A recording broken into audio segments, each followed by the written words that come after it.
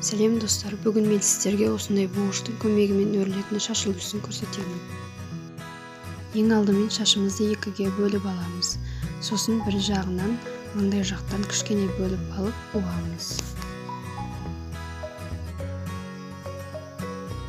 Және астынан екінші бөлікті бөліп аламыз. Оны ортасынан бөліп, бірінші буылған шаштың үстінен буамыз.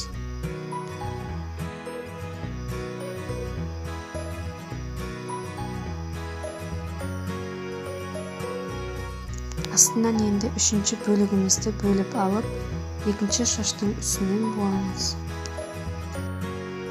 Ары қарай дәл осы реттілікпен ұшына дейін жалғастырып отырамыз.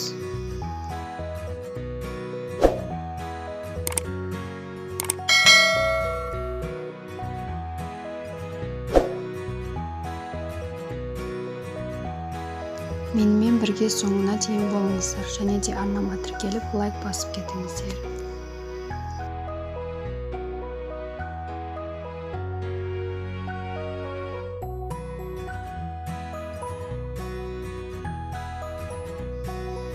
Көбіне бұл шаш үлгісін қыз ұзату, сырға салуға өргізеді.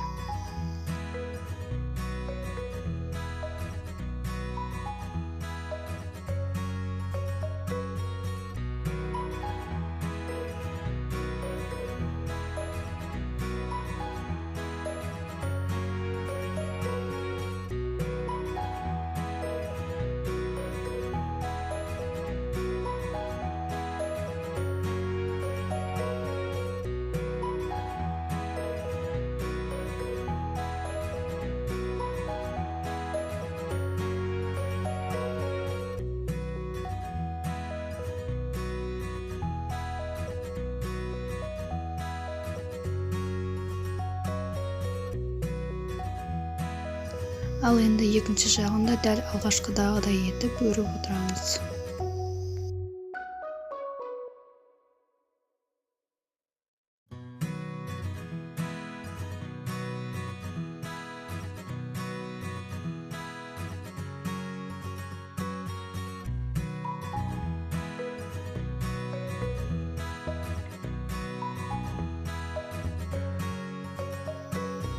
Дәл сол реттілікпен кезек-кезек өріп қайталап отырамыз.